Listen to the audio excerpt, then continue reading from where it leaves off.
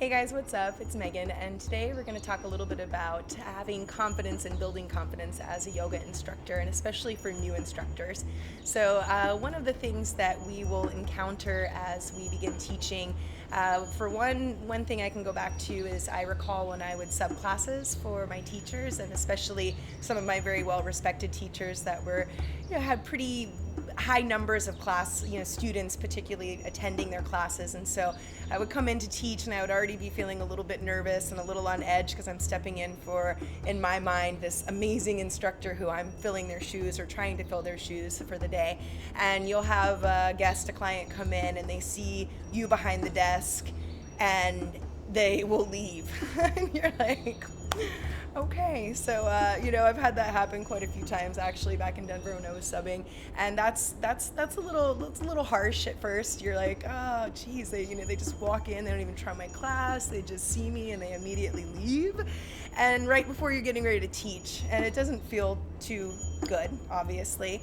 But then you just keep moving forward, and you realize that you don't have to take it personally. It's just they particularly like that specific teacher and the way that they teach, and they're spending their time and their money on their practice, and they want to go to that specific teacher, so we don't have to take it personally, for one. So that's one thing that I've encountered.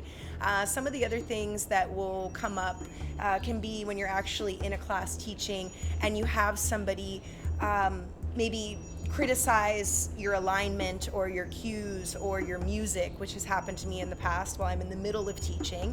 And obviously it interrupts the class, it interrupts your train of thought as you're trying to go through your teaching for the day, your dharma and your sequence, and you have somebody who's arguing with you in the middle of class, which has happened.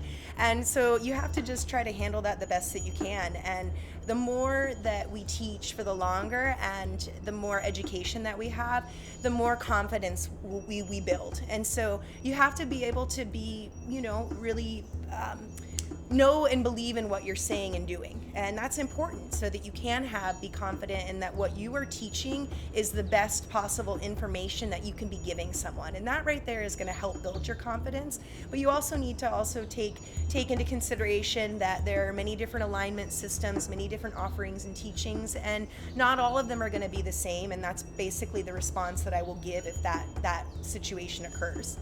Some of the other things that I can look at in my own experience is doing these videos for YouTube. It's been a huge part in building my confidence. The old videos, as any of you guys have, if you check them out, you can see there's been quite a refinement from, it's been almost 2.5 years ago that we started doing this channel. And from there to now, it's such a huge difference. And that's the same with just becoming a more skillful instructor. It just takes time. It's like learning to surf or playing the guitar or cooking or anything that we do in life. We have to practice. And the more that we practice, the more that we educate ourselves, the more confidence we'll build from that experience. So those are a few little hints for you and just kind of tidbits on my own experience that can just prepare you if those situations occur as a new instructor, or as even just a little bit more seasoned instructor. Those things can still come up, and it's just good to know that don't take things so personally. That would be the other thing that I would say is just we always start to kind of read into things more, and oftentimes we're just making a story up in our heads. So thanks guys for checking it out, and have a lovely day. Ciao.